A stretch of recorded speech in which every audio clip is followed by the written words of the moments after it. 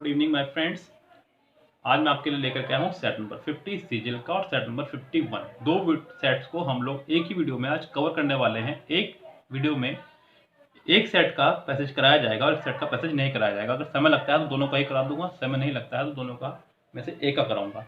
लेकिन ऐसी ही वीडियोस को और पाने के लिए आप चैनल को फटाफट से सब्सक्राइब कर लीजिएगा और बेल आइकन दबा लीजिएगा, जिससे कि आपको आने वाली वीडियोस के नोटिफिकेशन मिलते रहें समय पर। क्योंकि बहुत जल्द 2019 के प्रैक्टिस सेट 16 कराए जाने वाले हैं विद इन 3 और 4 डेज। बुक का प्रबंध किया जा रहा है। लॉकडाउन यहाँ पे छूट मिलेगी, जैसी मैं बुक ले आऊँगा, छूट मिलने ही वाली है। मैं 1-2 दिन में मैं फटाफट से बुक ला करके आपको फटाफट से 2019 के सेट्स कराने वाला हूँ। 6 सेट रह चुके हैं। आज के बाद में मैं 3 सेट की 2 वीडियो बनाऊंगा और ये 2 दिन में खत्म। तो इसलिए मैं आपसे कह रहा हूँ कि फटाफट से जो आज ही हमारे चैनल पर आए हैं, फटाफट से पहले सब्सक्राइब कर ले, बेल आइकन दबा ले, या फिर वीडियो को देखने के बाद डिसाइड कर ले कि हमें सब्सक्राइब करना है या नहीं करना है। आपको पता चल जाएगा कैसा पढ़ाया जा रहा है, कैसा पढ़ाया नहीं जा रहा है। पहला क्वेश्चन देखते हैं। सेम क्वेश्चन है पहला जैसे कि इससे पहले वाले सेट में आया था। Economically we understand the world round us in terms of scarcity. इससे पहले वाले सेट में भी उसने क्रॉस और अक्रॉस में डिफरेंस दिया था, यहाँ पे भी राउंड और अराउंड में डिफरेंस कर दिया है। Economically we understand the world around us in terms of scarcity, यानी कि हमारे चारों तरफ जो फैला हुआ है उसकी कमी से हम लोग इसको अंडरस्टैंड कर सकते हैं। Economically we understand the world around us in terms of scarcity, यानी कि इसके सी पार्ट में मिस्टेक हो जाएगी, राउंड की जगह आपको अराउंड लगाना होगा। यस, फिलहाल यहाँ पे जो मिस्टेक है। नेक्स्ट सेंटेंस है, कह रहा है the 2 children brother and sister were on to their way to school. On to का इस्तेमाल यहाँ नहीं करेंगे। ऑन टू का मतलब होता है किसी चीज़ के ऊपर मोशन के साथ में, हालांकि यहाँ पे भी वही काम हो रहा है, लेकिन ऑन द वे एक इडियोमेटिक वे है। On the way, the 2 children यानी कि brother and sister were on the way, ऐसा कहना चाह रहा है। तो यहाँ पे ऑन टू की जगह आपको सिर्फ और सिर्फ ऑन लगाना होगा। ये सेंटेंस आपका करेक्ट हो जाएगा। नेक्स्ट सेंटेंस पे चलते हैं। Finding the comedy routine extremely funny, the family laugh dash along with rest of the crowd. Sentence में आपका आया है, सेंटेंस खत्म हुआ लाफ पे। लाफ आपका एक वर्ब है। वर्ब को क्वालिफाई करने के लिए इस्तेमाल किया जाता है एडवर्ब का। एडवर्ब कितने हैं ये देख लेते हैं। यहाँ पर लोट, कभी भी लोट अकेला नहीं आता है, ये ध्यान दे लीजिएगा। छोटी छोटी बातें ही आपको बड़ा बनाएंगी। यस, बड़ी बड़ी बातें करने से बड़े नहीं बनते हैं, छोटी छोटी बातों को समझने से बड़े बनते हैं। लोट हमेशा आता है तो अ लोट ऑफ के रूप में या फिर लोट्स ऑफ के रूप में है, ये भी एडवर्ब ही, लेकिन अगर यहाँ पर अ लोट ऑफ होता या लोट्स ऑफ होता तो ये सही होता। लोट कभी भी अकेला नहीं आएगा, ध्यान रखें आप बस। अ लोट ऑफ या लोट्स ऑफ, तो यानी कि दिया गया पोर्शन आपका गलत है। चलते हैं नेक्स्ट पे। नेक्स्ट कह रहा है कि हिस्टोरिकली, तो ये आपका एक एडवर्ब ही है। हिस्टोरिकल से बना है। जब किसी एडजेक्टिव में एल वाई लगा दिया जाए तो वह एडवर्ब बन जाता है। क्या बन जाता है? एडवर्ब। तो यानी कि यहाँ पर आ जाएगा आपका हिस्टोरिकली। क्रेजी, क्रेजी भी आपका एक एडजेक्टिव है, एडवर्ब बन सकता था अगर यहाँ पे आप एल वाई लगा देते, यानी कि इसको आप CRAZILY कर देते तो ये आपका एडवर्ब बन जाता। उसके अगला है गुफा, ये आपका एक वर्ब है। तो आपको सिर्फ और सिर्फ अनुमति है बी लगाने की, आपके पास कोई ऑप्शन ही नहीं बचता है। ये सबसे टफेस्ट पोर्शन होता है स्टूडेंट्स के लिए कि वर्ब को क्वालिफाई करने के लिए क्या आएगा, और अगर ये भी पता है तो उसके बाद में दिया गया वर्ड आपका एडवर्ब है या नहीं है, वो नाउन है एडजेक्टिव, ये थोड़ा सा टफ पोर्शन है। इसको सीखने के लिए आप हमारी एक वीडियो देखिए, वर्ब से नाउन, वर्ब से एडजेक्टिव, और ऐसी एक और वीडियो पड़ी हुई है ग्रामर टॉपिक में, ज़रूर देखें। और परसों से आपका चैप्टर शुरू हो जाएगा आपका नाउन। आर्टिकल का मैंने वीडियो जो बनाया था उसका एक अलग से प्लेलिस्ट बना दिया आर्टिकल, आप अलग से आप आर्टिकल पढ़ सकते हैं। ऐसी नाउन का भी मैं आपको बना दूंगा एक प्लेलिस्ट नाउन के नाम से ही, आप वहाँ से नाउन पढ़ सकते हैं जाकर के। The detective's ability to dash makes it easy for him to scares suspect into confessing. Bluff, एक फिल्म आई थी अभिषेक बच्चन की, ब्लफ मास्टर, यानी कि जो धोखा देने में मास्टर हो। उससे अगला स्टफ, इनफ, कफ, ये बेवकूफ़ बनाने के तरीके देते। कफ बताओ, कफ भी यहाँ पे कोई जरूरत नहीं है, यहाँ पे इनफ तो जरूरत नहीं, यहाँ पे आपका आएगा है bluff. The detective's ability to bluff, यानी कि धोखा देने में जो उसकी एबिलिटी होती है वो उसकी बात कर रहा है, तो यहाँ पर सिर्फ और सिर्फ आपका आ जाएगा ब्लफ। अगला है आपका सिनोनिम्स। सिनोनिम्स का पहला ही वर्ड बड़ा सुंदर दिया, वन वर्ड सब्स्टिट्यूशन से उठा लिया उन्होंने वर्ड, बेली ग्रैंड, मैंने आपको पहले भी कई बार बताया है, जब भी किसी वर्ड के शुरू में आ जाएगा BELL BELLI तो इसका मतलब होता है झगड़ा करना, फाइट करना। तो इसका आंसर हो जाएगा आपका पेलिग्रेंट यानी कि झगड़ालू। क्या जगह ये? झगड़ालू। ऑप्शन है हमारे पास एंटागोनिस्टिक शत्रुतापूर्ण, शत्रुता भरा, कोऑपरेटिव सहयोग करना। देन डी आकर्षक, डिलाइटफुल आकर्षक। याद करो वो डंडे लेके चल रहा है इसलिए आकर्षक लग रहा है, बाकी सही वर्ड इजी हैं आपके। इसका आंसर हो जाएगा पहला ही। अगला है इनडिस्क्रीट। इनडिस्क्रीट मतलब लापरवाह, केयरलेस। पहला ही ऑप्शन दिख रहा है आपको, करेक्ट होगा। एक्यूरेट, शुद्ध, अटेंटिव, सावधान, चूजी यानी कि चीज़ों को बहुत चूज करके लेने वाला। तो इसका आंसर हो जाएगा आपका केयरलेस। यस। नेक्स्ट है आपका एंटोनिम्स। इंसेंटिव। इंसेंटिव आपने सुना होगा जॉब वगैरह के अंदर। इंसेंटिव का मतलब होता है, जैसे मान लीजिए आपको कोई टारगेट दिया गया कि आपको 20 मोबाइल बेचना है इस महीने के अंदर, और आपने वो 20 मोबाइल बेच भी दिए, तो आपको कंपनी जो है इंसेंटिव देती है। इंसेंटिव मतलब आपका और उत्साहवर्धन करती है, यानी कि तरह से प्रोत्साहन कहते हैं इसको, प्रोत्साहन बढ़ाना किसी का। तो इंसेंटिव मतलब प्रोत्साहन बढ़ाना। क्या होता है? प्रोत्साहन बढ़ाना किसी का। अब ऑप्शन में हमें ढूंढना होगा इसका अपोजिट मीनिंग। यस। पहला वर्ड है आपका इम्पेशस मतलब प्रोत्साहन, स्टिमुलेट प्रोत्साहन, एंटाइसमेंट किसी को लालच देना, हिंड्रेंस बाधा। तो इसका आंसर बाधा ही हो जाएगा, ये इसका आंसर हो जाएगा। उससे अगला वर्ड आपका बेनेडिक्शन। जिस तरह से आपका बैली एक वर्ड है, रूट वर्ड से है बैली, उसी तरह से आपका बैन भी एक वर्ड है। बैन जब भी कहीं आएगा तो समझो बात हो रही है प्रॉफिट की। सुना भी होगा आपने बेनिफिशियल, बेनिफिट। ऐसे यहाँ पे बेनेडिक्शन। बैन मतलब प्रॉफिट, डिक्ट मतलब कहना यानी कि आशीर्वाद देना, किसी को आशीर्वाद देना, क्रिटिसिज्म आलोचना करना, इन्वोकेशन आह्वान या प्रार्थना, ब्यूटीट्यूड किसी को परमानंद देना। अगला है एप्रोबेशन अनुमोदन करना। तो इसका आंसर आपके सामने बैठ जाएगा सिर्फ और सिर्फ पहला, आलोचना करना, बाकी कुछ और इसका ऑप्शन बैठ ही नहीं रहा। नेक्स्ट है आपके दो इडियम्स, इनको चेक करते हैं फटाफट से क्या इनके मीनिंग होंगे। पहला इडियम है to go off the air, यानी कि किसी प्रोग्राम का आना बंद हो जाना, ब्रॉडकास्टिंग किसी की गो ऑफ हो जाना। गो ऑफ द एयर मतलब किसी चीज़ की ब्रॉडकास्टिंग बंद हो जाना।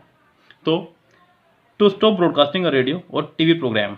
कई बार आपने देखा होगा कपिल शर्मा प्रोग्राम बीच में जब बंद हुआ तो ये बहुत चला था, कपिल शर्मा प्रोग्राम जो है गो ऑफ हो गया है, गो ऑफ एयर हो चुका है। जब गो नहीं हो जाए तो समझो वो शुरू होने वाला है। To make a fuss about किसी चीज़ के बारे में बहुत उपद्रव पहुँचाना, मचाना या फिर बहुत हंगामा करना। To be extremely delighted, to work hard for eventual success, to be very strict और have very high standard and excessive display of attention और एक्टिविटी, यानी कि इसका आंसर हो जाएगा आपका डी, जो करेक्ट आंसर होगा। नेक्स्ट है आपका ग्रामेटिकली बेस्ड ही है, आपको सेंटेंस को इंप्रूव करना है, आपको ब्रैकेट पार्ट इंप्रूव करना है, और ये एरर मैं देख रहा हूँ लगातार आ ही रही है, यानी कि सीजल के लिए सेंटेंस फिक्स हो चुका है। वो बच्चे जो कह रहे थे कि सेंटेंस रिपीट नहीं होते हैं, ये उन्हीं के लिए एक बहुत बड़ा एग्जाम्पल है, जो प्रीवियस सेट करना ही नहीं चाह रहे हैं उनके लिए बहुत बड़ा एग्जाम्पल है। आप मेरी पिछली वीडियो देख लीजिएगा, इससे पिछली 5-6 वीडियो देखिएगा, आपको ये सेंटेंस हर बार मिलेगा, बस चेंज होकर मिल रहा है। इससे पहले भी ये सेंटेंस था, अभी मैंने सेंटेंस कराया था यहाँ पे कि मस्ट आ गया था। क्या गया था वहाँ पे आपका?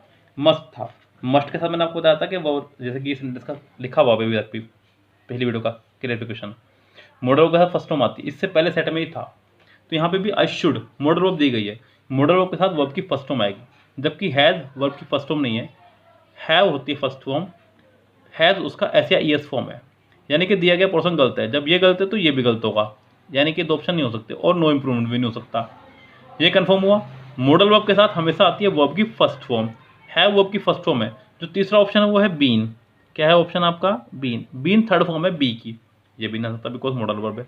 मॉडल वर्ब के साथ वर्ब की फर्स्ट फॉर्म आती है। अगला ऑप्शन है नो इम्प्रूवमेंट का, नो इम्प्रूवमेंट भी गलत होगा बिकॉज दिया हुआ पोर्शन गलत है, तो आपका सिर्फ ऑप्शन बचता है बी सही, इसका आंसर बी होगा। यस। तो इस तरह से सेंटेंस कई बार आ चुका है, अब भी मौका है। अगला भी सेंटेंस उन्हीं में से एक है। ये दो सेंटेंस ही बार बार आ रहे हैं, 11 बार 12 सेंटेंस मैं देख रहा हूँ, 11-12 सेंटेंस बार बार रिपोर्ट हो रहे हैं हर सेट में। अब से पिछले 4 सेट आप उठा के देखिए मेरी वीडियो के, चारों में आपको मिल जाएंगे सारे sentence. He must not, must आ गया, मस्ट के साथ फिर मॉडल वर्ब है, मॉडल वर्ब के साथ फर्स्ट फॉर्म आया करती है। यस। मॉडल वर्ब के साथ क्या लगाएंगे आप? वर्ब की फर्स्ट फॉर्म। अब एक और दुख की बात है, कुछ लोग सोचते हैं कि टू बी से जुड़ रहा सेंटेंस। देखिए मॉडल वर्ब भी आपकी वो वर्ब है जिसके बाद मेन वर्ब का आना अनिवार्य है, ध्यान रखें आप। मॉडल वर्ब के साथ मेन वर्ब का आना अनिवार्य है। मॉडल वर्ब कभी भी बिना मेन वर्ब के नहीं आ सकती, ऐसा हो ही नहीं सकता कि मॉडल वर्ब आ जाए और मेन वर्ब ना आए। तो मेन वर्ब का आना अनिवार्य है। तो टू हटाएंगे, बी लगाएंगे, क्योंकि बीइंग लगा सकते, आईएनजी फॉर्म हो जाएगी, बीइंग थर्ड फॉर्म हो जाएगी, बी फर्स्ट फॉर्म है, फर्स्ट थर्ड आईएनजी फॉर्म, तो इसका आंसर हो जाएगा be left. He must not be left like this, यानी कि इसका आंसर हो जाएगा आपका सी। नेक्स्ट है आपके वन वर्ड सब्स्टिट्यूशन। पहला ऑप्शन है आपका फ्री फ्रॉम डिस्टर्बेंस, यानी किसी प्रकार के डिस्टर्बेंस से फ्री होना। तो पहला ऑप्शन है ट्रैंक्विल, शांत, एगिटेटेड, परेशान या हिंसक, शाउटिक, अस्त व्यस्त, वायलेंट का मतलब होता है हिंसक, तो इसका आंसर हो जाएगा आपका ट्रैंक्विल ही। An arrangement of flowers fastened in a ring used for laying on a grave, यानी कि फ्लावर्स का एक ऐसा रूप जिसमें उसको रिंग के आकार में डाल दिया जाए किसी के मरने पर उसके गले में पहनने के लिए, ऐसे। तो इसको पहला वर्ड है ब्रायर, मतलब कटेरी झाड़ी, उससे अगला वर्ड है प्रिकल, चुभन पैदा करना, रैथ, हार या माला, स्प्लिंट, तख्ता, तो इसका आंसर हो जाएगा रैथ। नेक्स्ट वर्ड, ये वर्ड भी रिपीट हो गया है, अभी कल की वीडियो में था ये वर्ड पोसेस। तो मतलब मैं आपको ये बताना चाह रहा हूँ कि आप कह रहे थे वोकैबुलरी रिपीट नहीं हो रही है, ग्रामर रिपीट नहीं होने की, ये नहीं होने का रिपीट, वो नहीं होने का रिपीट। माय डियर, कहाँ से लाएंगे इसमें क्वेश्चन, आप खुद सोच के देखो ना। ग्रामर का एक पोर्शन, एक लिमिट ही तो है, ग्रामर के कुछ रूल्स है, मैं काफी समय से पढ़ा रहा हूँ ग्रामर, मुश्किल से 100 से 150 रूल है, सब रूल नहीं है ग्रामर के पूरे। अगर मैं बात करूँ रूल्स की, जो फिक्स रूल है, जो आने आने होते हैं हर बार, अब उन 150 से कितने सेंटेंस बना सकते हैं आप। अगर पिछली बार की बात करूँ तो 57 सेट यानी कि 44 सेट में इसका एग्जाम हुआ है, यानी कि 4400 क्वेश्चन आ गए अगर देखा जाए तो। 4400 में 1100 क्वेश्चन हो गए आपके इंग्लिश के, तो 1100 क्वेश्चन में 150 रूल्स हैं, तो क्या रिपीट नहीं होंगे क्वेश्चन? रिपीट हो रहे हैं, रिपीट होंगे, बस आप लापरवाही ना करना। पहला वर्ड आपका पोसेसिव, POSSESS, यानी कि पहले का आंसर पहला ही हो जाएगा, पोसेसिव इसका आंसर होगा, वो आपका सही फॉर्म है। उससे अगला वर्ड है आपका मरमरिंग, यानी कि बड़बड़ाना, MURING, यानी कि पहला ही यहाँ पर ठीक है, मरमरिंग मतलब बड़बड़ाना। अगला ऑप्शन आपका PQRS, कह रहा है कि there was no need to dash, to आ चुका है, टू के बाद वर्ब की फर्स्ट फॉर्म, टू के बाद वर्ब की फर्स्ट फॉर्म कितनों में है? सिर्फ पहले में ही है और कहीं है ही नहीं, तो यहाँ पे एक्स से सेंटेंस स्टार्ट होगा, एक्स सिर्फ एक में ही है और कहीं है ही नहीं, तो यानी कि इसका ऑप्शन हो जाएगा आपका डी। 18 डिसाइडिया, comma, however startling it may एट। अब यहाँ पे आपको देखना है कि क्या आ सकता है। यहाँ पे अगर आप गौर करेंगे तो आपको यहाँ पे दिख रहा है दिस आइडिया, अभी तक इसकी वर्ब नहीं आई है क्योंकि कोमा आ चुका है। जब कोमा आ चुका है तो कहीं ना कहीं अभी कोमा फिर आना है, ध्यान रखें आप, सेंटेंस में कोमा कहीं खत्म हुआ ही नहीं है, यानी कि वो पार्ट ढूंढना है जिस पार्ट में कोमा हो। यस, 2 पार्ट में है कोमा, लेकिन इन दोनों पार्ट में किसके बाद वर्ब, ये देखिए आप, ये रूल बड़ा प्यारा रूल है, ध्यान देखिएगा। मैं आपके लिए भी एक नया पेज ले रहा हूँ उसके लिए समझाने के लिए। जब कभी ऐसा दिखाई दे आपको सब्जेक्ट हो, फिर कोमा हो, फिर कुछ लिखा हो, तो फिर कोमा होगा, पहली बात तो ये ध्यान रखें, और एक वर्ब होनी चाहिए उस वाले सब्जेक्ट के लिए। यहाँ पे यही हुआ, एक सब्जेक्ट आया कोमा, सेंटेंस में फिर कोमा नहीं था, तो कोमा यहाँ पे भी था, यहाँ पे भी था, लेकिन वर्ब कहाँ है? सिर्फ एक्स के पास। किसके पास है वर्ब? सिर्फ एक्स के पास, तो सेंटेंस एक्स से स्टार्ट होगा। एक्स कितनों में? सिर्फ एक में, बी इसका आंसर है। इस तरह के रूल्स लेकर आप एग्जाम में जाएंगे, डेफिनेट एग्जाम क्रैक करके आएंगे, आप एग्जाम को छोड़ के आएंगे ही नहीं। यस, ये बात अगर समझ में आ गई होगी तो मैं अपना आपको बहुत भाग्यशाली समझ दूंगा आपको कि मैंने ये बात समझा दी है। ये कोई रूल नहीं है, ये एक्सपीरियंस पर आधारित आपके कुछ मेथड हैं, रूल्स नहीं है ये। आपको ग्रामर की बुक में कहीं नहीं मिलेंगे, कोई टीचर आपको इंस्टीट्यूशन में नहीं पढ़ाएगा। यस, वो तो क्योंकि आपको उतना पढ़ा रहा है जितना उन्होंने खुद पढ़ा है। यस, एक्सपीरियंस तो तब आएगा ना जब प्रैक्टिस सेट करेंगे, प्रैक्टिस सेट वो कर ही नहीं रहे ना करवा रहे आपको, तो कहाँ से एक्सपीरियंस आएगा? रूल्स जितनी बार पढ़ोगे रूल्स तो आपको रट जाएंगे, लेकिन जब तुम उनको यूज़ करना नहीं सीखोगे, उनको कैसे सीखोगे आप यूज़ करना? तभी तो आपको याद होंगे रूल्स। मैं प्रैक्टिस सेट करा रहा हूँ आपको यहाँ भी, और मैं सेंटर पे भी प्रैक्टिस करा रहा हूँ, तभी तो आपने मेरा क्लैरिफिकेशन देख लिया हो, क्या अंदाज करा रहा हूँ मैं आपको, बुक से मैच ही नहीं होता है। अब अगला सेंटर पे चलते हैं, सेंटेंस नंबर 19 आपका एक्टिव पैसिव का पहले ही वर्ड में आया ही मेल्ड, मेल्ड आपकी सेकंड फॉर्म है, सेकंड फॉर्म आई है तो आपको वो वर्ड ढूंढना है। He mailed his application for a new job, mailed आपका सेकंड फॉर्म है, उसके बाद ये वाला पोर्शन आपको ऑब्जेक्ट कराएगा। सेंटेंस स्टार्ट होगा हिज एप्लीकेशन से, his application, his application, his application, his application. चलिए कोई बात नहीं, पहले वो वर्ड देखिए, पहले में नहीं है, दूसरे में है, तीसरे में नहीं है, चौथे में है। अब या तो दूसरा या तीसरा इसका आंसर हो सकता है। सबसे पहली बात तो यही है, पहला तीसरा चौथा तो इससे बाहर। द एप्लीकेशन, चलो उसने हिज की जगह दा लगा दिया, कोई बात नहीं, क्योंकि दा भी एक डिटरमाइनर और हिज भी एक डिटरमाइनर ही है, my, our, your, here, his, her, their, the, ये सब डिटरमाइनर हैं, तो कोई बात नहीं। दा ये भी बाहर हो गया। हिज का ही नहीं कर सकते आप, अगर यहाँ पे एप्लीकेशन ना होता और हिम होता तो आप ही करते, यानी कि ये भी बाहर हो गया। इसका आंसर होगा सिर्फ और सिर्फ डी। Sentence number 20।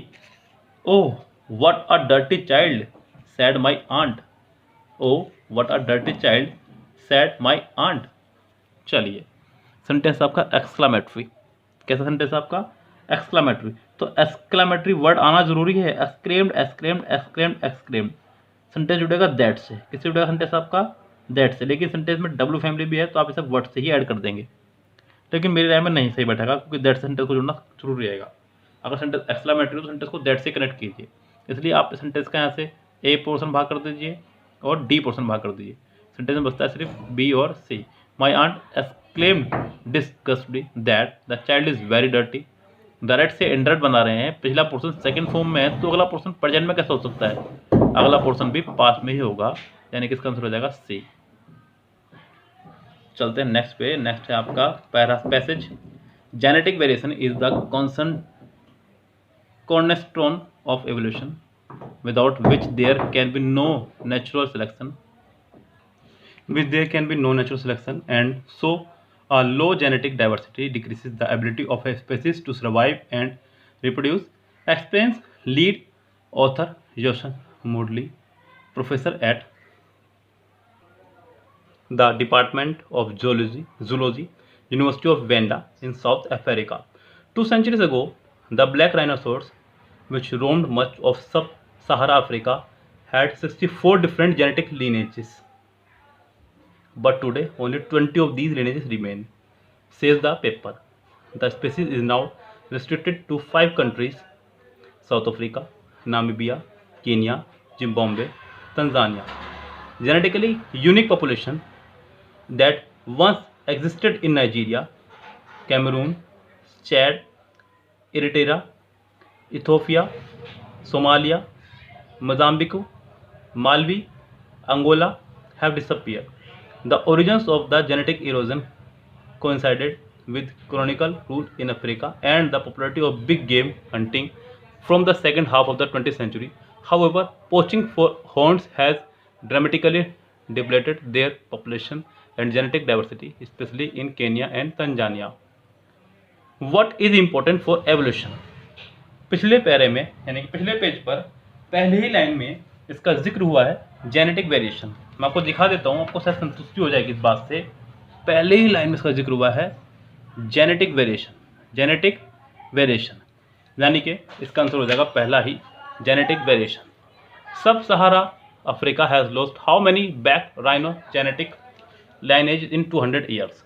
देखिए, उसने कहा कि 64 अलग अलग तरह की लीनेजेस थी, जिनमें से अब सिर्फ 20 ही बची हैं। इसका मतलब 44 जो हैं वो ख़त्म हो चुकी हैं। वो यही पूछ रहा है कितनी ख़त्म हो चुकी हैं? How many black rhinos genetic lineage in 200 years lost, तो 44 बची हैं। Genetically unique black rhinoceros has been lost in all of the following countries except Tanzania, Nigeria, Chad और मालवी का। अब जहाँ देखिए फिर से आपका ऑप्शन आ चुके हैं।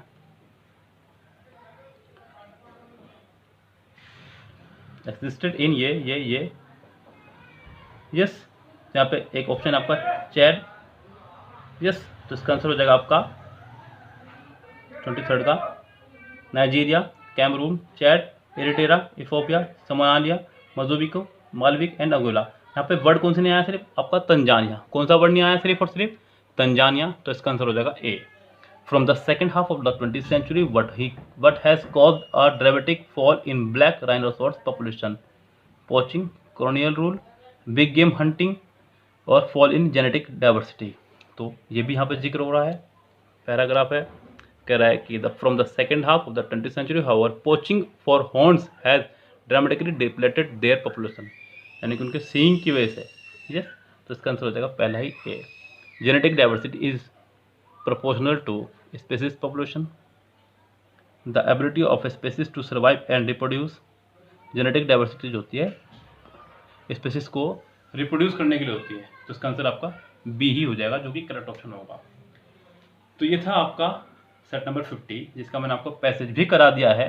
अब हम चलते हैं सेट नंबर 51 पर इसी वीडियो के साथ में, बस एक हल्का सा 5 से 7 सेकंड का ब्रेक के साथ में चलते हैं सेट नंबर 51 पे। ये है आपका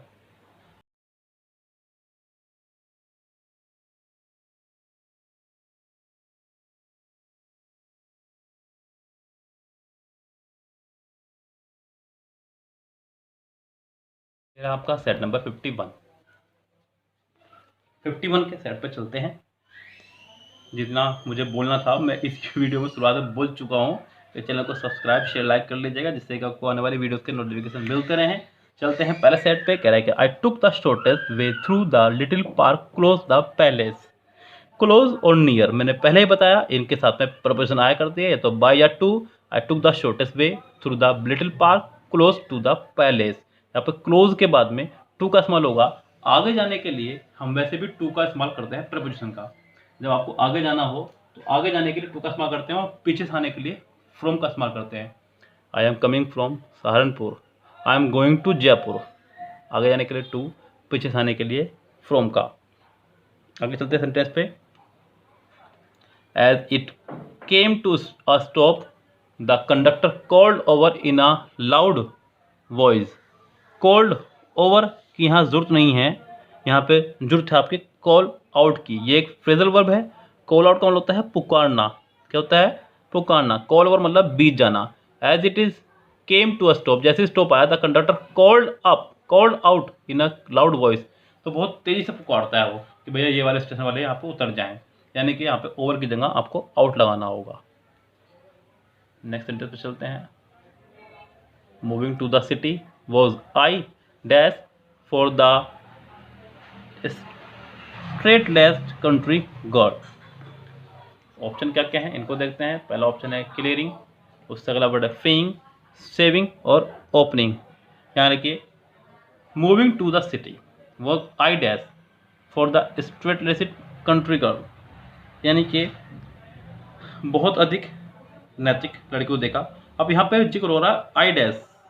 आई क्लियरिंग, आँख को साफ करने वाली।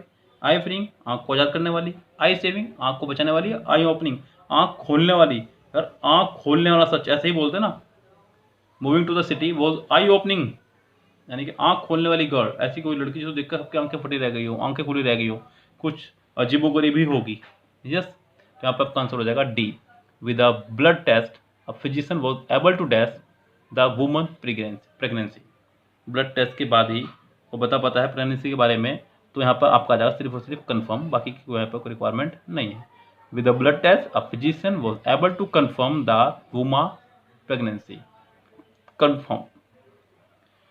अगला है आपका सिनोनिम्स। वर्ड में सिनोनिम बताना है। पहला वर्ड है आपका एग्जम्पशन, किसी चीज़ में छूट जाना, किसी चीज़ से छूट। इम्यूनिटी, किसी चीज़ से छूट। अकाउंटेबिलिटी, जिम्मेदारी। लायबिलिटी, देनदारी। रिस्पॉन्सिबिलिटी का मतलब भी जिम्मेदारी। तो इसका आंसर आपका हो जाएगा पहले का सिर्फ और सिर्फ ए। अगला है परवर्स। परवर्स मतलब कोई भ्रष्ट व्यक्ति, दुष्ट व्यक्ति। पहला वर्ड है एग्रीएबल, सहमति। नेफार्सियस, दुष्ट या भ्रष्ट। कॉम्प्लिएंट, आज्ञाकारी। और विलिंग मतलब इच्छुक। तो इसका आंसर हो जाएगा आपका नेफारियस। अगला है आपका एंटोनिम्स। आपको अपोजिट वर्ड ढूंढने हैं। पहला वर्ड है मैन्योवर।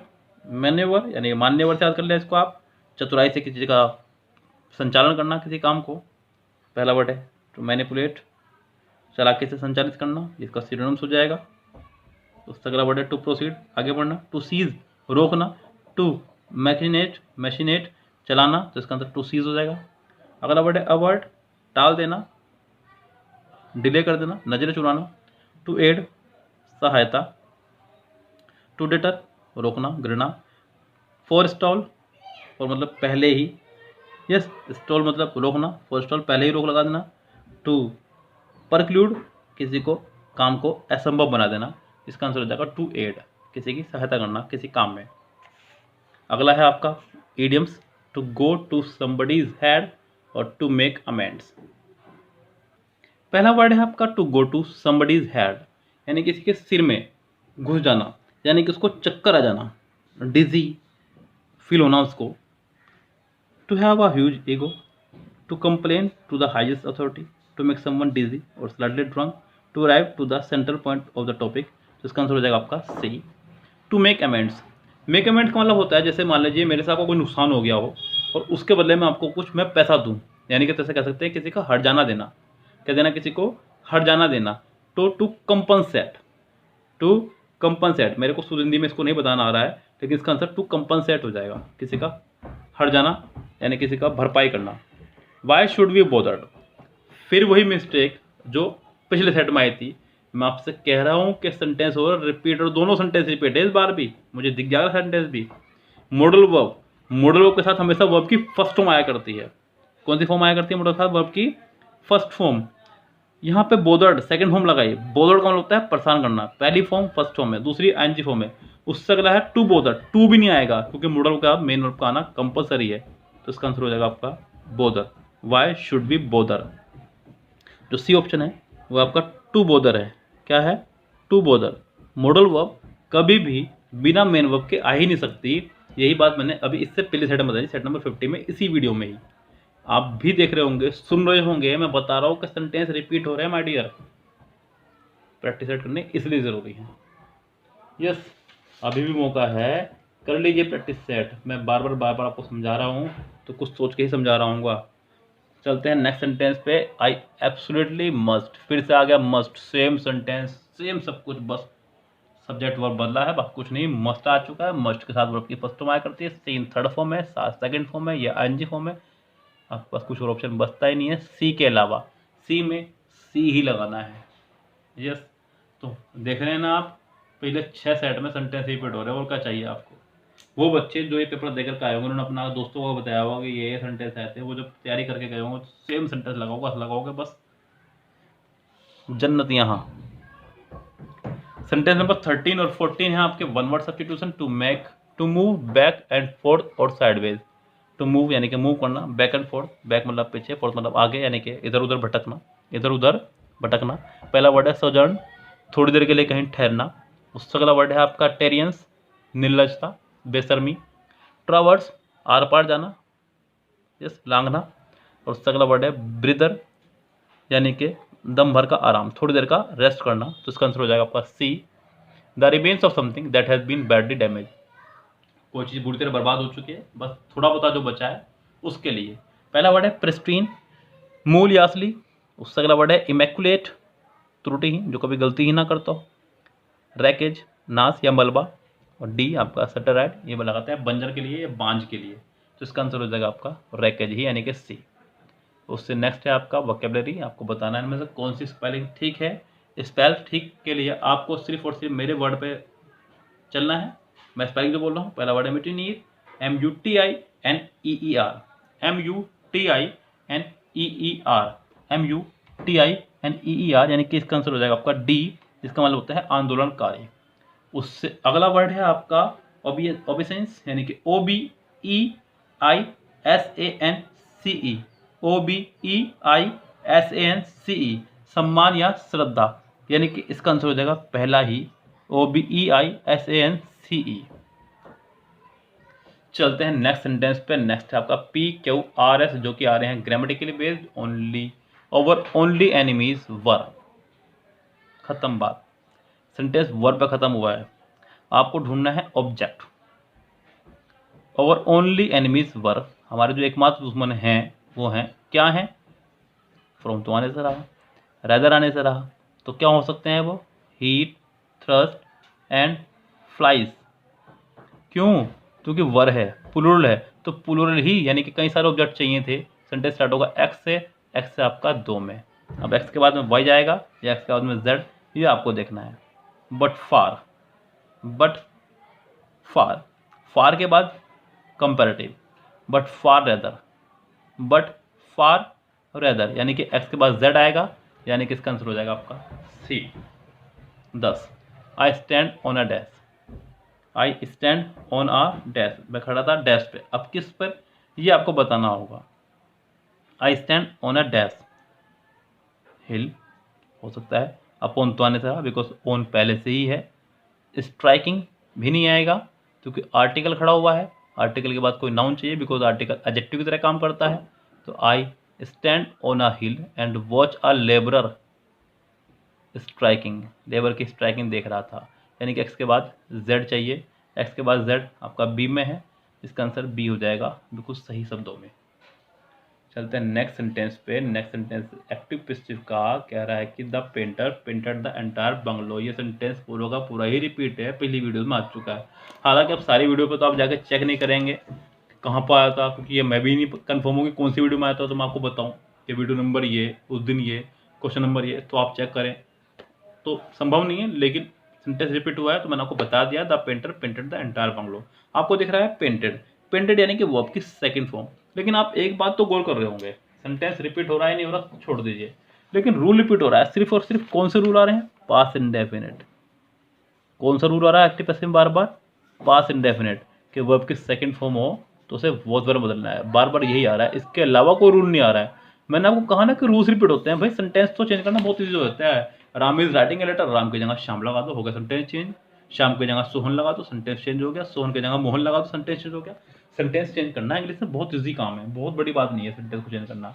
लेकिन आईना बदल देने से चेहरा नहीं बदल जाता माय डियर, आपको ये भी याद रखना है। सेंटेंस का सिर्फ सब्जेक्ट चेंज करने से सेंटेंस का फॉर्मेशन चेंज नहीं हो जाएगा। यहाँ सेंटेंस का फॉर्मेशन वही है, सेकंड फॉर्म। आपको वॉज वर्ड ढूंढना है, पहले में नहीं है, दूसरे में है, तीसरे में है, चौथे में नहीं है, या तो दूसरा या तीसरा इसका आंसर होगा, ये कन्फर्म है। सेंटेंस में आया the entire bungalow, sentence starting भी होगा द एंटायर बंगलो से ही, पेंटिंग से सेंटेंस स्टार्ट नहीं हो सकता है, तो ये भी बाहर हो गया है। आपको ऑप्शन बचता है सिर्फ और सिर्फ C, the entire bungalow was painted by the painter, यानी कि इसका आंसर हो जाएगा आपका सी। ढंग से पहले रेस से बाहर निकालना सीखें। सेंटेंस अगर आप बनाने की चेष्टा करेंगे तो गलत करेंगे, क्योंकि मैं ये बात कंफर्म हूँ कि आप एक्टिव पैसिव डायरेक्ट इंटर का कोई सेंटेंस बना ही नहीं सकते। बहुत धर्म धुरंधर होंगे तो आप बना सकते हैं, वरना तो मैं नहीं मानता कि आप सेंटेंस बना दें, और बनाना भी नहीं है चाहे आप कितने ही बड़े धुरंधर क्यों ना हो। यस, क्योंकि एग्ज़ाम का मतलब है सिर्फ सिलेक्शन लेना। मैं तो ये कहाँ तक कहूँगा, अगर आपको कहीं से चोरी से आंसर ही पता चल रहे हो ना, तो बस आंसर पे देख लेना, रिजल्ट आने के बाद कोई नहीं पूछता कि तुमने कहीं से चीटिंग की थी नहीं की थी। फाइनली लोग आपका सिलेक्शन चेक करेंगे। अगर मुझे मान लीजिए मुझे किसी ने बता दिया कि सर सी आंसर में तो सेंटेंस ही ना करूँ, मैं गारंटी दे रहा इस बात की, मैं बिल्कुल सेंटेंस ना करूँ, मैं इसका सिर्फ आंसर लगा के आ दूंगा, मुझे क्या जरूरत पड़ी है। यस, इसलिए the teacher sad nobody can solve the problem. Can दिखा तो कुड दिखना चाहिए। क्या दिखना चाहिए? कुड। पहले में नहीं है, दूसरे में नहीं है, तीसरे में नहीं है, चौथे में है, और कहीं है ही नहीं। बताओ अब क्या करोगे आप? यस, आप डी लगाओगे या नहीं लगाओगे? डायरेक्ट एंड डायरेक्ट आप कभी प्रेजेंट में नहीं बनता। वैसे भी जब दैट से पिछला हिस्सा, यानी कि कंजक्शन से पिछला हिस्सा जब पास्ट में हो तो कंजक्शन के बाद वाला हिस्सा भी पास्ट में ही होगा। कंजक्शन से पिछला हिस्सा पास्ट में है तो कंजक्शन के बाद वाला ही पास्ट में होगा। सैड सेकंड फॉर्म में, कैन फर्स्ट फॉर्म में, बाहर हुआ, पर कैन था, शुड नहीं लगा सकते, बाहर हुआ। फिर दैट से पहले सेकंड फॉर्म में, दैट के बाद कैन लगाया, ये बाहर हुआ। दैट से पहले सेकंड फॉर्म में, दैट के बाद कुड आ गया, तो ये इसमें शामिल हुआ। इसका आंसर हो जाएगा आपका डी। अब नेक्स्ट है आपका पैराग्राफ। पैराग्राफ इसका भी मैं आपको करा रहा हूँ पैसेज। मांझा, ये पतंग उड़ाने वाला मांझा है भाई, खुश हो जाओ जो पतंग उड़ाते हैं बच्चे। अच्छा, किस किस के राज्य में पतंग उड़ाई जाती है? हमारे यहाँ पे जो है उत्तर प्रदेश में बसंत पंचमी पतंग उड़ाई जाती है यहाँ पे। आप मुझे बताइएगा कमेंट बॉक्स में आपके यहाँ किस दिन पतंग उड़ाई जाती है, क्योंकि पतंग तो मुझे पता है कि ऑल ओवर द इंडिया उड़ाई जाती है। जैसे कि दिल्ली में 26 जनवरी या रक्षाबंधन 15 अगस्त उड़ाई जाती है, देहरादून में रक्षाबंधन उड़ाई जाती है। आपके यहाँ किस दिन पतंग उड़ाई जाती है मुझे बताइए। कोई डे ऐसा फिक्स हुआ है या फिर उड़ाई ही नहीं जाती है, या फिर उड़ाई जाती है तो कभी भी उड़ा लेते हैं? हमारे यहाँ उड़ाई जाती है बसंत पंचमी, जो अक्सर जनवरी या फरवरी में पड़ती है। दिल्ली में 26 जनवरी को, और देहरादून में यानी कि उत्तराखंड में बस वो रक्षाबंधन को। मांझा और the glass coated string use for flying kites not only poses threat to humans, animals and birds but also to trees. यानी कि मांझा या फिर कांच से रंगा हुआ मांझा न केवल आदमी को, जानवरों को, पक्षी को, बल्कि पेड़ों को भी नुकसान पहुंचाता है। Study by the countries oldest botanical garden has, जो एक अध्ययन किया गया है हमारे देश के बोटोनिकल गार्डन के द्वारा,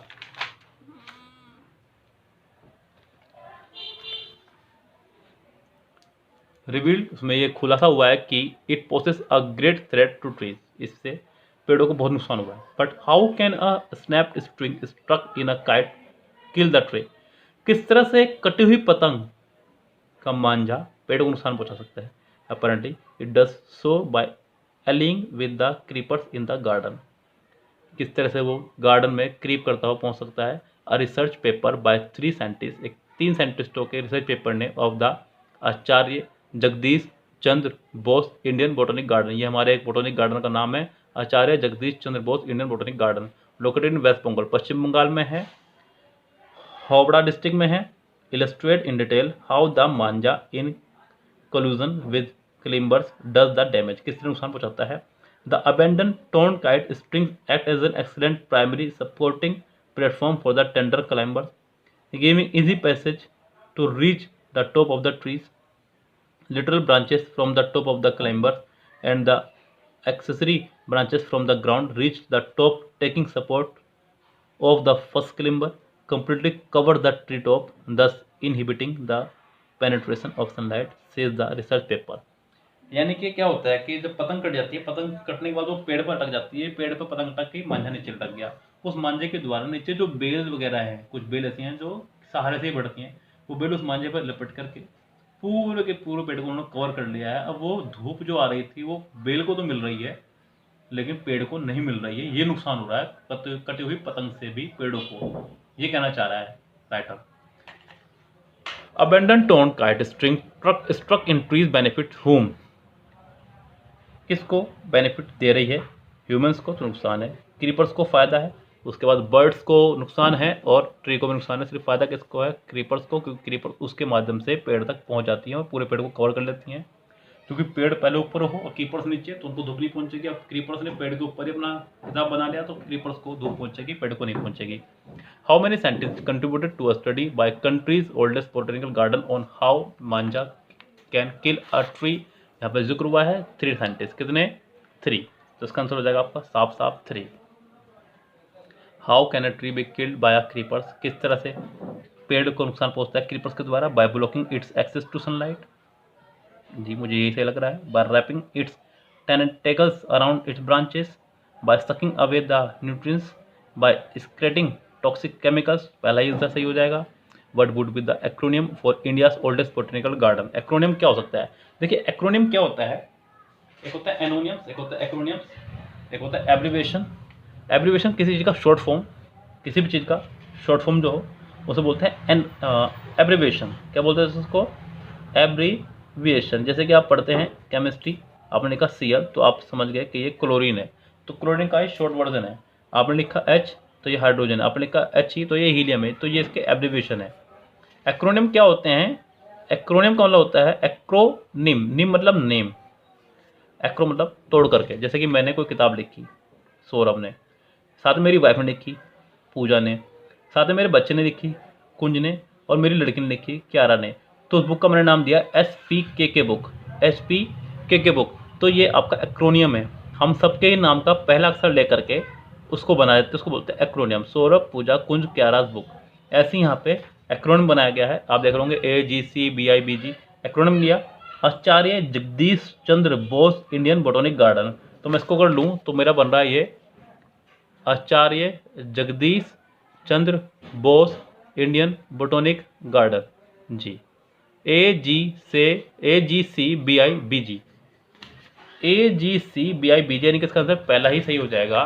तो इसका एक्रोनियम जो बन रहा है वो बन रहा है पहला AGCBIBG, Acharya Jagadish Chandra Bose Indian botanic garden. What gives easy passage to climbers to top of the trees, किस चीज़ से क्लिम्बर्स को फायदा मिल रहा है ऊपर बढ़ने का, वो मांझे के द्वारा। किसके द्वारा, मांझे के द्वारा उनको ऊपर पेड़ पर चढ़ने में मदद मिल रही है, और उस मदद के द्वारा क्या कर रहे हैं, वो पूरे पेड़ को कवर कर रहे हैं। पेड़ को कवर करने के साथ उनका ये फायदा हो रहा है कि अब उनको धूप जो पहले नहीं मिलती थी वो अब सबसे ज़्यादा उन्हीं को मिल रही है, लेकिन अब पेड़ को नहीं मिल रही है। अब आप खुद बताइए कि पेड़ ज़्यादा फायदेमंद है या क्रीपर्स, पेड़ से हमें ज़्यादा ऑक्सीजन मिलती है, क्रीपर्स वैसे भी छोटा होता है साइज में भी, इनसे कम ऑक्सीजन मिलती है, तो क्रीपर्स पेड़ हमारे लिए ज़्यादा फायदेमंद है, क्रीपर्स हमारे लिए किसी भी लहजे से ज़्यादा फायदेमंद है ही नहीं। तो ये है आपका साफ साफ प्रकृति को नुकसान पतंग उड़ाने का। यस, यही कहना चाह रहा है राइटर, पतंग के नुकसान बताए हैं। बाकी आपने खूब सारी बार सुना ही होगा कि कोई पक्षी मर जाता है इससे कट के, व्यक्ति भी मरे हैं, अब तो बहुत ऐसे ऐसे मांझे आ गए हैं कि व्यक्ति भी मर रहे हैं। इसलिए वो कहना चाह रहा है कि ये चीज़ों को बैन होना चाहिए। तो फिलहाल मैंने आपको करा दिया है सेट नंबर 2 एक साथ 50 और 51। कल मिलते हैं आपसे 3 सेट के साथ में। फिर से मैं कहूँगा कि चैनल को लाइक शेयर सब्सक्राइब करते रहे, जिससे कि आपका भी प्रॉफिट हो, मेरा भी प्रॉफिट हो। अगर आप सब्सक्राइब करेंगे, बेल आइकन दबाएंगे, तभी तो आपको हमारे आने वाली वीडियोज़ के नोटिफिकेशन मिलेंगे, वरना 2019 के सेट्स आपसे छूट जाएंगे, आपको नहीं देखने को मिलेंगे वो सेट, क्योंकि फिर वीडियो ढूंढना बड़ा मुश्किल हो जाएगा आपके लिए। हाँ, साथ ही साथ मैं आपको ये भी कहूँगा कि कभी भी कोई टॉपिक आपको ढूंढना हो, कोई वीडियो आपको ढूंढनी हो MB की भी, तो आप डालिए सेट नंबर कोई भी जो आपको लग रहा हो, set number 54 2017 by Saurabh Jain sir. आप मेरे नाम जरूर डाल देकर ब्रैकेट में SAURAB, आपको वीडियो इजीली मिल जाएगी यूट्यूब पर। यस, तो फिलहाल चलते हैं, लेते हैं आपसे विदा। Have a nice day, see you tomorrow, शब खैर, गुड नाइट।